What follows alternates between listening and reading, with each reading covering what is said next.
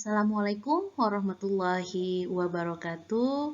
Salam semangat dan tetap belajar. Kali ini kita ketemu lagi di channel YouTube-nya Proses Belajar.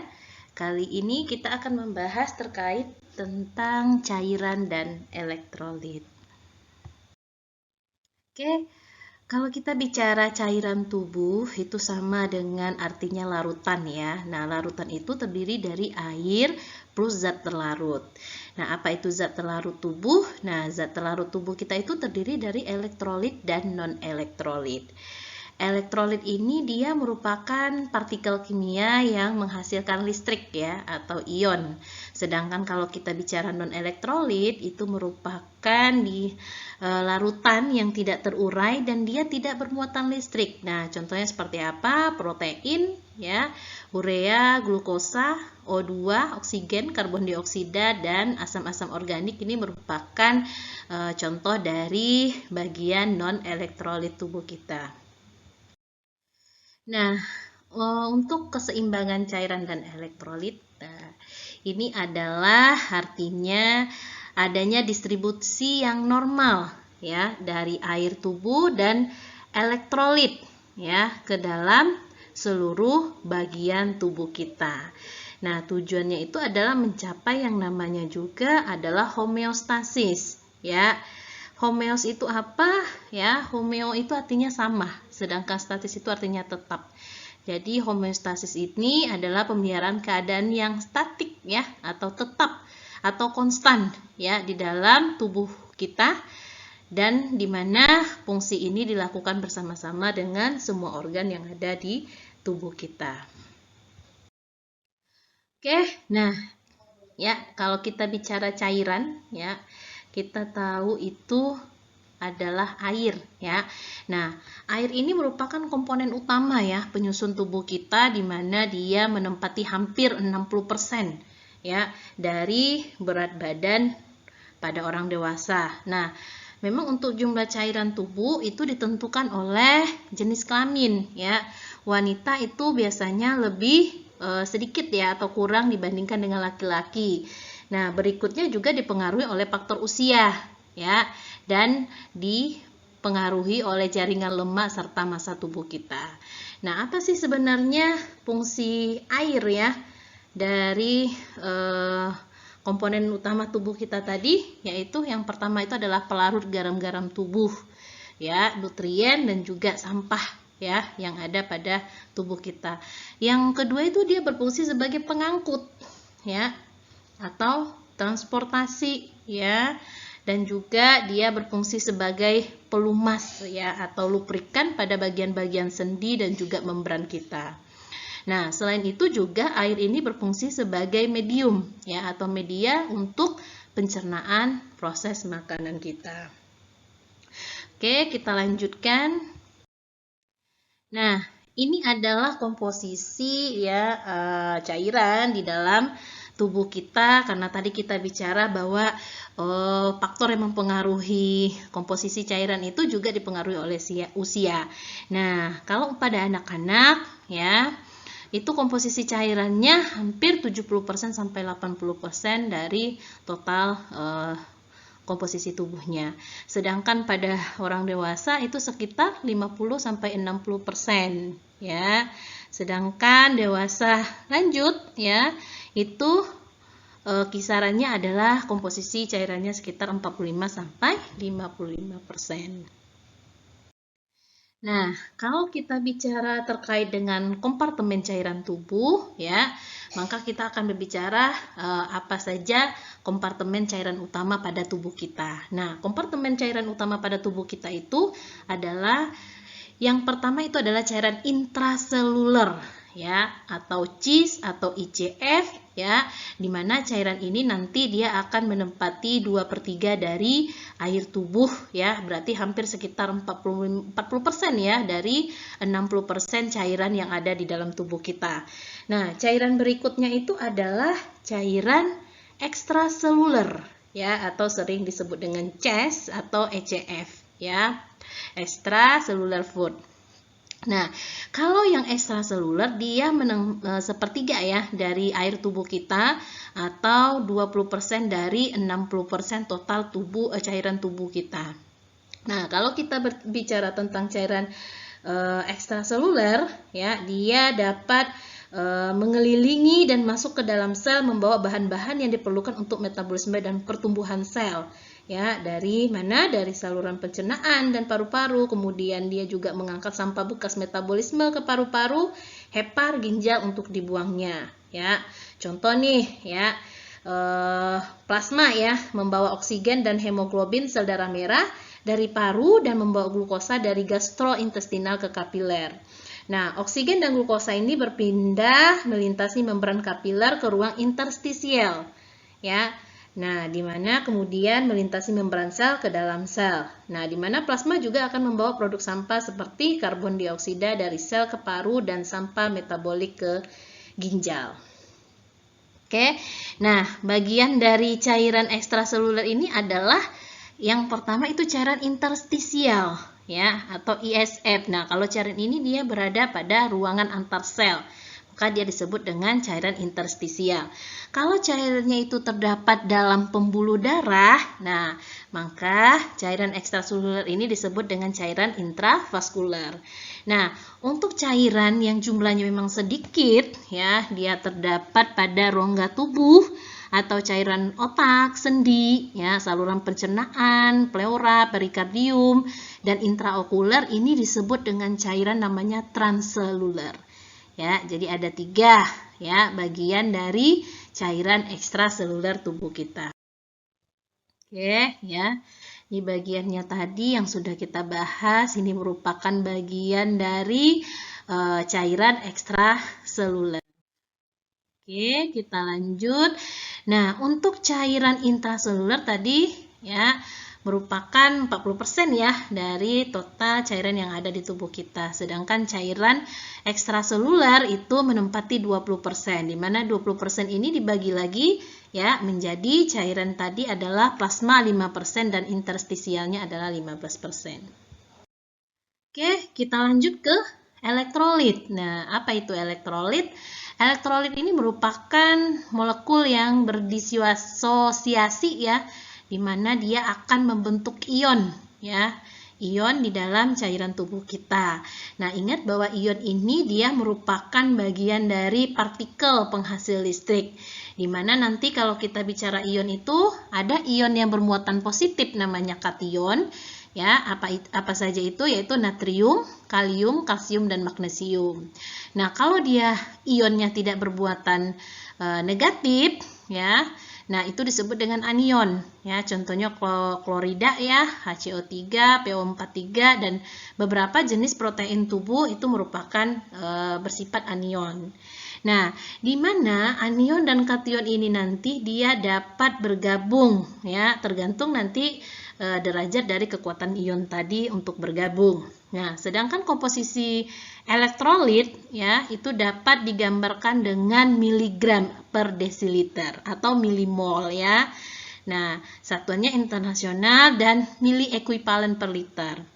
Nah, secara klinis ya ini satuan mili ekuivalen per liter ini sering digunakan untuk yang aktivitas kimia ya.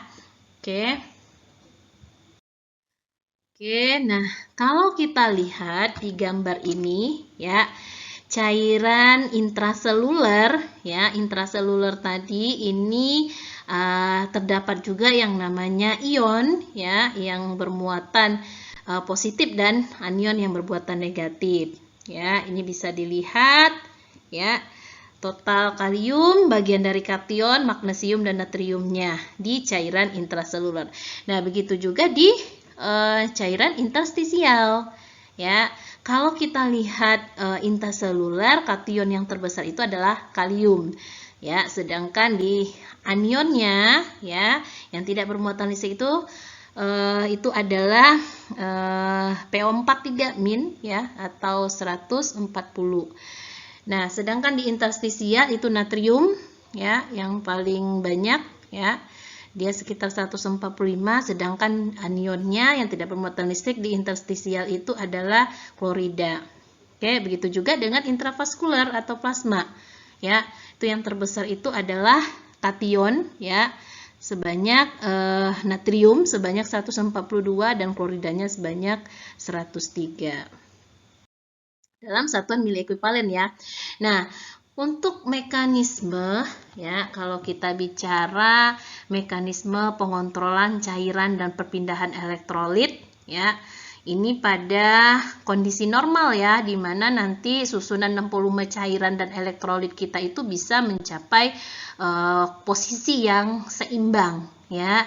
Nah, jika kalau seandainya terjadi perubahan konsentrasi ya, atau di mana tekanan di salah satu kompartemennya itu berbeda, maka akan mengakibatkan terjadinya perpindahan cairan atau ion antar kompartemen sehingga nanti mencapai posisi yang seimbang kembali. Nah, kalau kita bicara perpindahan kok bisa pindah ya. Nah, pindahnya itu adalah ada vianya ya, vianya membran antar kompartemen, di mana si membran ini dia memiliki sifat permeable ya. Kalau dia bersifat permeable berarti dia dapat ditembus ya oleh cairan atau elektrolit tersebut. Kalau dia bersifat impermeable artinya dia tidak dapat ditembus ya membran tersebut. Nah, kalau dia bersifat semi permeable atau selektif permeable berarti dia hanya dapat ditembus oleh beberapa zat saja ya, beberapa zat tertentu saja.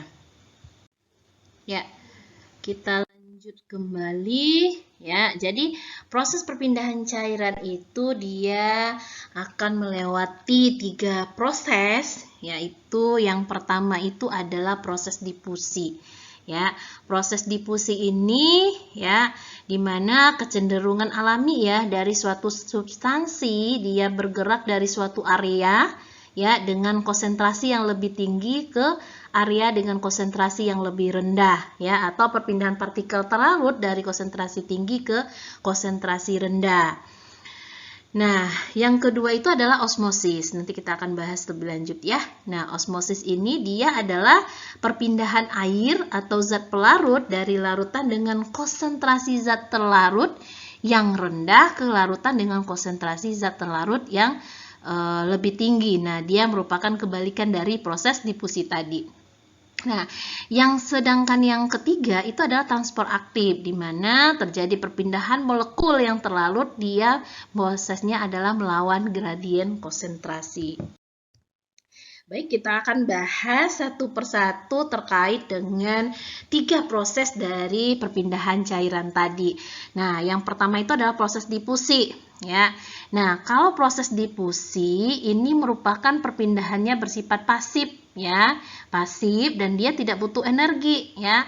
Nah, dia bisa berpindah melalui membran yang permeable ya. Nah, contoh dari perpindahan ya difusi ini, proses difusi ini adalah pada gas ya. Contohnya pada perpindahan dari O2, oksigen ya, karbon dioksida, nitrogen ataupun urea ya. Nah, contoh lainnya difusi ini adalah ya pertukaran oksigen dan karbon dioksida antar kapiler dan alveoli ya. Oke, nah difusi ini ya dia dapat terjadi ya jika memenuhi syarat bila partikel tersebut cukup kecil ya untuk melewati pori-pori protein ya, misalnya tadi air dan urea, maka dia akan terjadi difusi yang sederhana. Nah, jika partikel yang tersebut larut dalam lemak, misalnya tadi oksigen dan karbon dioksida, maka akan terjadi difusi sederhana. Yang berikutnya partikel tidak larut lemak. Nah, seperti glukosa ya. Artinya dia harus berdifusi ke dalam sel melalui substansi pembawanya. Ya, maka akan terjadi difusi yang dipermudah. Oke. Nah, ada faktor yang meningkatkan proses difusi ini. Yang pertama itu adalah peningkatan suhu ya. Maka dia akan meningkatkan proses dari perpindahan cairan atau difusi ini tadi. Yang kedua adalah peningkatan konsentrasi partikel ya. Terus juga tergantung dari ukuran atau berat molekul dari partikel tersebut, ya. Serta peningkatan area permukaan yang tersedia untuk difusi serta jarak lintas di mana massa partikelnya harus berdifusi, ya. Oke. Jadi dia harus molekul pembawa zat pada membran selnya yang dapat meningkatkan proses difusi ke dalam sel, terutama pada yang glukosa tadi. Kita lanjut. Yang berikutnya itu adalah transport aktif. Ya, tadi kita bicara transport aktif ya. Nah, kalau dia transport aktif, ini merupakan ya aktivitas dari metabolik dan pengeluaran energi untuk menggerakkan berbagai materi guna menembus membran sel, ya. Hal ini memang memungkinkan sel untuk menerima molekul yang lebih besar ya dari sel tersebut. Ya, selain itu juga sel dapat menerima atau memindahkan molekul dari daerah konsentrasi tinggi. Nah, pada transport aktif, substansi dapat berpindah dari larutan dengan konsentrasi rendah ke konsentrasi tinggi, ya. Nah, transport aktif ini ditingkatkan oleh molekul pembawanya yang berada di antara sel. Oke, nah, jadi di transport aktif ini dia melawan gradien konsentrasi, sehingga karena melawan gradien tadi dia butuh energi atau ATP, ya, terutama pada pemilihan konsentrasi natrium dan kalium antara ya cairan intrasel dan ekstrasel. Jadi ada pompa yang mengaturnya, itu pompa natrium dan kalium, ya. Nih contoh dari gambar ya. Cairan yang banyak di ekstraseluler itu adalah cairan natrium. Sedangkan cairan yang banyak di intrasel itu adalah cairan yang paling banyak itu adalah kalium, ya. Nah, untuk perpindahan natrium dan kalium ini dia butuh yang namanya tadi energi atau ATP. Melalui apa? Ada pompa yang mengaturnya, yaitu pompa natrium dan kalium, ya. Nah, oke, kita lanjut. Nah, yang untuk contoh ya, contoh tadi dari transport aktif itu ya adalah pompa natrium dan kalium, di mana nanti natrium dipompa keluar dari sel dan kaliumnya dipompa masuk ke dalam sel melewati gradien konsentrasi. Nah, lanjut ke proses perpindahan cairan osmosis, ya. Nah, kalau kita bicara osmosis, ini adalah perpindahan antar kompartemen ya melalui membran semi permeabel atau permeabel untuk cairan tapi impermeabel untuk solutnya. Oke, nah jadi untuk yang osmosis ini tadi ya, dia merupakan perpindahan pelarut murni ya seperti air melalui membran semi permeabel yang berpindah dari larutan yang memiliki konsentrasi solutnya rendah ke larutan yang memiliki konsentrasi solut tinggi. Ya, membran tersebut permeabel terhadap zat pelarut tetapi tidak permeabel terhadap solut atau zat telarutnya yang berupa materi partikel. Nah, untuk kecepatan osmosis ini tergantung pada konsentrasi solut di dalam larutannya, ya, atau suhu larutan, muatan listrik solutnya, dan perbedaan antara tekanan osmosis yang dikeluarkan oleh larutan, ya. Oke, kita lanjut. Nah, tekanan osmotik, ya, jadi ada memang beberapa dalam osmosis tadi ya, ada 3 istilah penting ya yang harus kita ketahui, yaitu ya ada yang disebut dengan tekanan osmotik ya. Tekanan osmotik ini tekanan yang dibutuhkan untuk menghentikan aliran osmosis ya. Jadi pada saat dia sudah mencapai tekanannya itu keseimbangan, ya maka dia akan dihentikan melalui tekanan osmotik ini tadi ya. Nah, yang berikutnya adalah tekanan osmotik juga dicerminkan oleh konsentrasi zat terlarut dan pelarutnya. Ya, jadi kalau kita bicara osmolalitas ya, artinya berarti ukuran konsentrasi total zat terlarut per kilogram zat pelarutnya. Ya, tapi kalau kita bicara osmolaritas, ukuran konsentrasi total zat terlarut per liter zat pelarutnya. Oke, kita lanjut kembali. Untuk Yang osmolalitas ini digunakan sebagai evaluasi konsentrasi zat terlarut dan pelarut pada plasma darah dan juga urin. Ya, dimana kalau kita bicara nilai osmolalitas plasma itu normalnya adalah 275 sampai 295 ya mili osmolalitas per kilogram sampai atau dia bersifat isotonis ya. Ini ada cara kita menghitung osmolalitas plasma. Jadi bisa dihitung dengan cara 2 dikali natrium plasma ditambah glukose per 18 ditambah dengan bunnya ya per 2,8. Jadi yang berikutnya itu adalah protein darah atau albumin. Nah, albumin ini dia akan membantu menjaga tekanan osmotik ya atau tekanan onkotik pada plasma darah. Jadi saat seseorang dengan kadar albumin atau protein darahnya turun ya dikurang dari batas normalnya, maka akan bermasalah di tekanan osmotik atau onkotiknya. Ya. Nah, bisa saja pasien nanti akan mengalami kelebihan dari cairan. Nah, sel tubuh itu dipengaruhi oleh osmolalitas cairan sekitarnya. Apa itu osmolalitas? Ya, osmolalitas itu kita bicara ya, kalau seandainya dia bersifat osmolalitasnya isotonis, ya, maka akan terlihat ukuran selnya itu akan tetap ya. Seperti gambar yang di tengah ya. Ini merupakan kondisi di mana osmolalitas cairan tubuh kita itu adalah bersifat isotonik. Kalau dia hipotonis, ya, hipotonis ini akan terlihat ya pada ukuran selnya akan mengalami yang namanya hyperhidrasi atau udem. Ya, jadi dia lebih membesar ukurannya. Nah, kalau kita berbicara tentang hipertonis, ya, hipertonis itu kondisi di mana dia dehidrasi atau kekurangan cairan. Oke, kita lanjut kepada tekanan hidrostatik. Nah, apa itu tekanan hidrostatik? Nah, untuk tekanan hidrostatik ini tekanan yang cenderung untuk mendorong cairan keluar dari pembuluh darah. Ya, nah di mana tekanan hidrostatik ini dihasilkan oleh pompa jantung kita pada arteri. Ya, kalau dia pada pembuluh darah jaringan atau kapiler, ini akan terjadi yang namanya proses ultrafiltrasi ya antara cairan intravaskular dan cairan interstisial.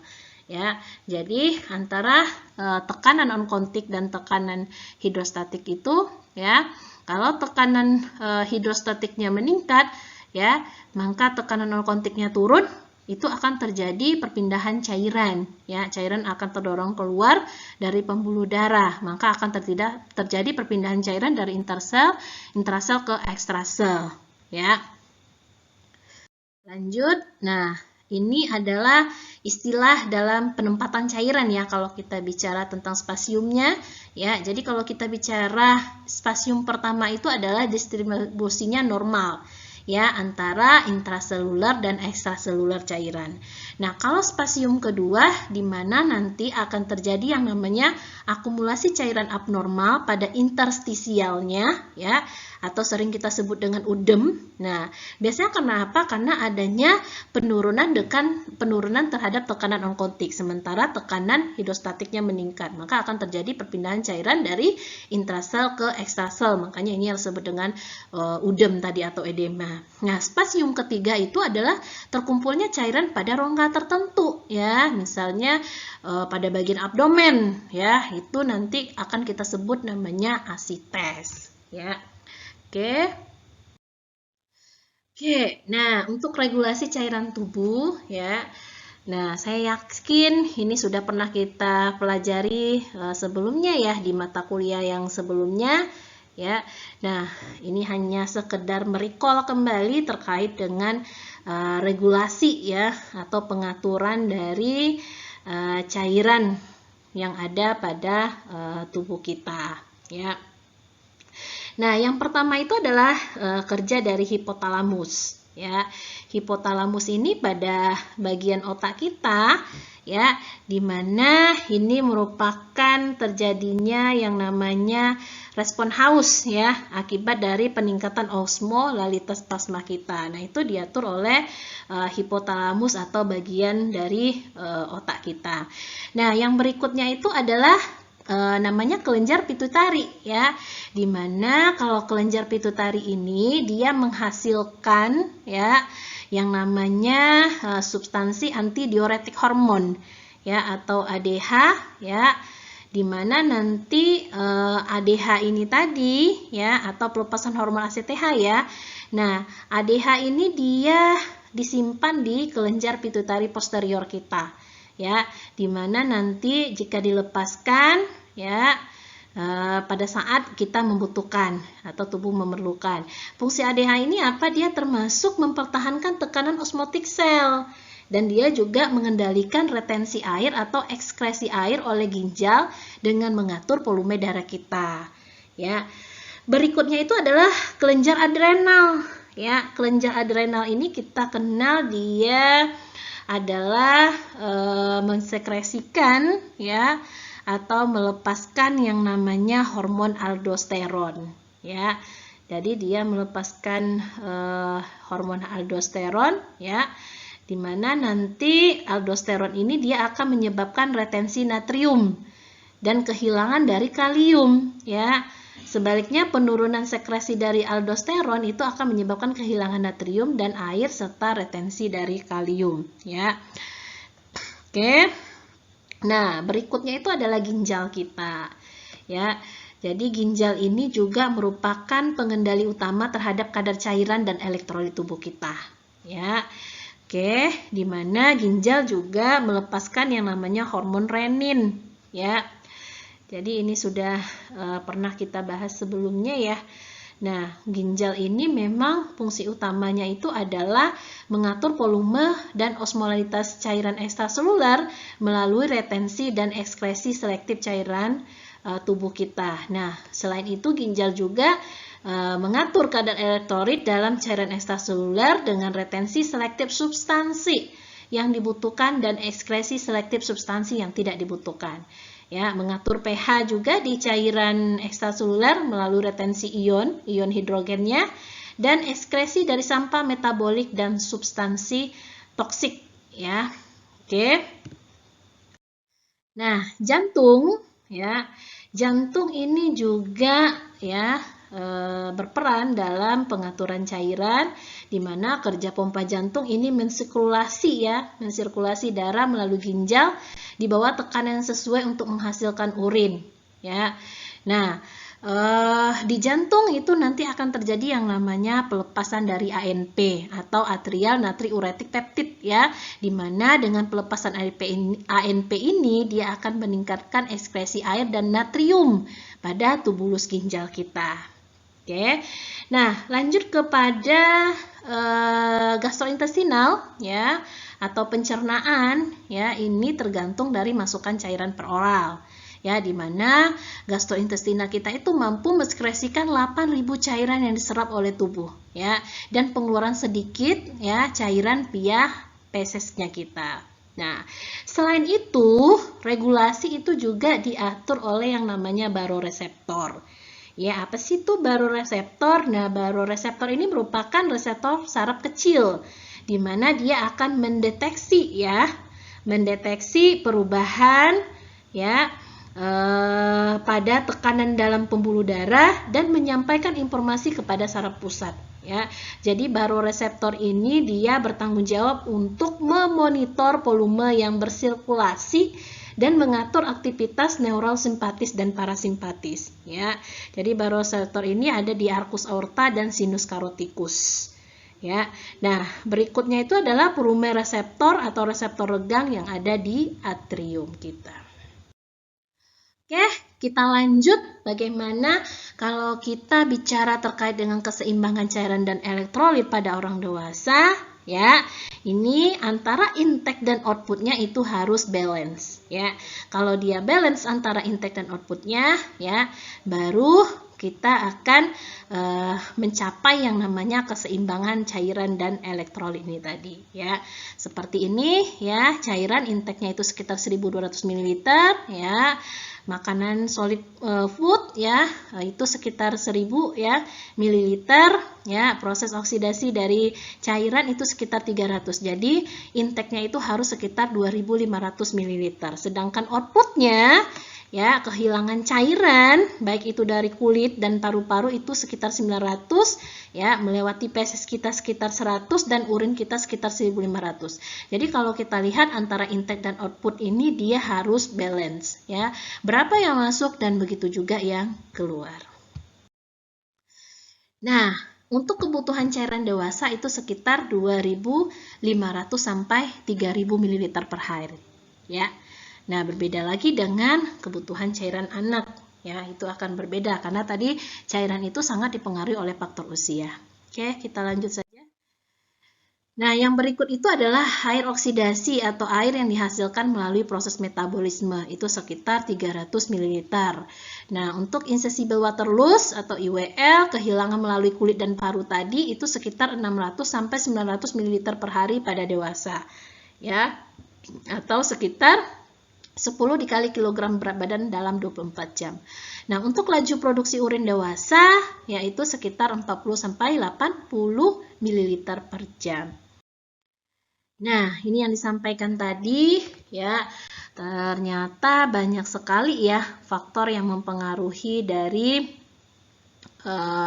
cairan dan elektrolit, ya, terutama ya yang mempengaruhi itu adalah umur, ya, umur. Nah, kalau kita bicara umur, jadi asupan cairan individu itu bervariasi berdasarkan usia, ya.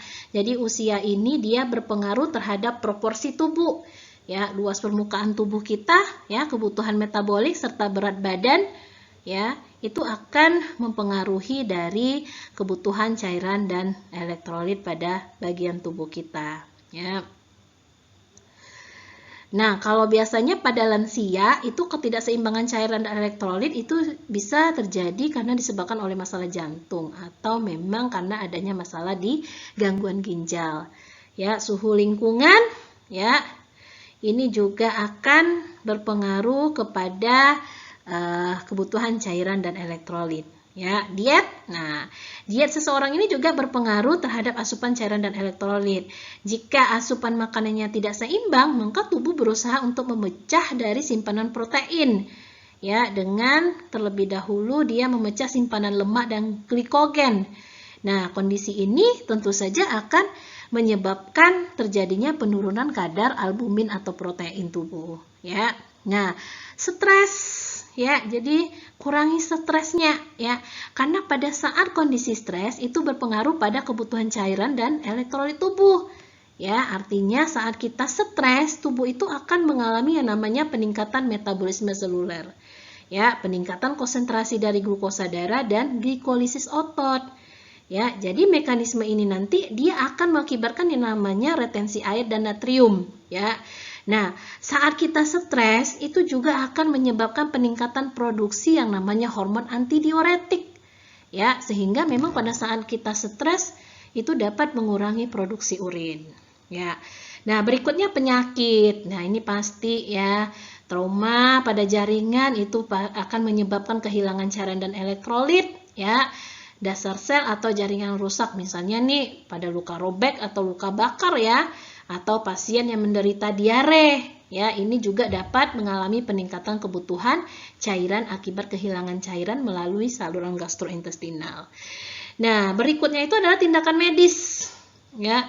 Jadi memang ada beberapa dari tindakan medis ini dia akan menimbulkan efek sekunder, ya, terhadap kebutuhan cairan dan elektrolit tubuh. Contohnya nih, pada tindakan pengisapan cairan lambung. Nah, itu akan dapat menyebabkan penurunan dari kadar kalsium dan kalium. Ya. Nah, berikutnya itu adalah pengobatan, ya. Nah, ini juga pengobatan ini seperti contoh beberapa obat, ya, seperti diuretik maupun laksatif. Ini akan kalau digunakan secara berlebihan itu dapat menyebabkan peningkatan kehilangan cairan dalam tubuh. Nah, akibatnya apa? Akan terjadi defisit cairan tubuh. Nah, karena penggunaan diuretik itu akan menyebabkan kehilangan natrium. Ya, kalau natriumnya hilang, kadar kaliumnya akan meningkat, ya. Nah, itu juga akan mempengaruhi cairan. Nah, atau contoh yang lainnya adalah penggunaan kortikosteroid. Nah, ini dapat pula menyebabkan namanya retensi natrium dan air di dalam tubuh kita. Ya, jadi ada beberapa faktor ini ya yang berpengaruh terhadap cairan dan elektrolit. Ini ada beberapa masalah ya pada cairan ekstraseluler, mau ya bisa disebabkan karena kehilangan ya cairan ya, karena kita demam ya, atau kita mengalami perdarahan ya, atau kita muntah ya. Nah, itu akan mengakibatkan masalah pada cairan ekstraseluler kita ya, atau mungkin yang disebabkan oleh karena kita menderita gagal ginjal ya, atau menderita penyakit jantung ya, gagal jantung. Nah, ini akan berpengaruh kepada cairan ekstraseluler. Oke, ini bisa dilihat nanti ya, jika perlu ini dihafal ya, nilai-nilai dari elektrolit normal, baik itu yang anionnya maupun kationnya ya, berapa nilai normalnya. Karena kita bisa mengetahui seseorang mengalami kekurangan atau kelebihan cairan atau bermasalah dengan cairan dengan kita memantau nilai elektrolit normal ini tadi. Oke, regulasi ya dari natrium dan kalium. Sebenarnya ada dua aturan. Yang pertama adalah masalah yang sering pada gangguan elektrolit itu karena tidak seimbangnya antara masuknya dan keluarnya ion natrium ya, atau gangguan keseimbangan kalium. Tapi ini jarang terjadi ya. Tapi walaupun jarang terjadi, hati-hati karena memang lebih berbahaya ya. Kan dapat menyebabkan kematian. Nah, ya. Nah, untuk keseimbangan natrium itu ya, jumlah natrium di cairan ekstraseluler itu menunjukkan keseimbangan ya. Artinya ya antara intake dan ekskresinya ya, intake-nya melalui digestif dan ekskresinya melalui renal dan keringat kita, itu harus balance. Nah, untuk keseimbangan kalium di cairan chest itu menunjukkan keseimbangan masukannya melalui pencernaan atau keluar melalui urin ya. Oke. Keseimbangan kalsium, nah ini dikendalikan secara ketat ya oleh adanya interaksi atau absorpsi di gastrointestinal kita, atau ekskresi melalui renal, reabsorpsi ya, penyerapan dari tulang kita, atau sistem dari vitamin D ya, terutama untuk hormon paratiroid. Kalau untuk keseimbangan magnesium ya, tubuh manusia itu mengandung magnesium itu sekitar 29 gram. Ya, dimana magnesium ini dia tersimpan di tulang kita sekitar 60% ya, namun juga ada di cairan tubuh, terutama di cairan intraseluler ya, sebanyak 26 mili ekuivalen per liter ya, dan di cairan ekstraseluler ya sekitar 1,5 sampai 2,5 mili ekuivalen per liter. Nah, untuk faktor ya terhadap reaksi enzimatik ya, seperti terjadinya fosforilisasi glukosa dalam sel, atau penggunaan ATP pada kontraksi serat otot kita, atau sebagai komponen struktural tulang ya. Oke, kita lanjut. Kalau bicara keseimbangan fosfat, fosfat ini dibutuhkan untuk mineralisasi tulang ya. Dia juga ada di cairan tubuh ya, digunakan untuk pembentukan energi, aktivasi dari enzim, dan sintesa dari asam nukleat ya. Konsentrasinya di plasma itu sekitar 1,8 sampai 2,6 mili ekuivalen per liter. Dia diserap di tubulus proksimal, di mana dia akan dirangsang oleh yang namanya sel sitriol atau vitamin D. Nah, untuk pengeluaran dari fosfat ini tadi dia melalui feses dan urin sekitar 30 sampai 45 mili ekuivalen per liter per hari. Oke, mungkin itu saja ya. Silahkan jika ada yang mau kita diskusikan, boleh komen di kolom chatnya ya. Mudah-mudahan ini bermanfaat ya. Terima kasih atas perhatiannya ya. Salam semangat selalu. Saya akhiri. Assalamualaikum warahmatullahi wabarakatuh.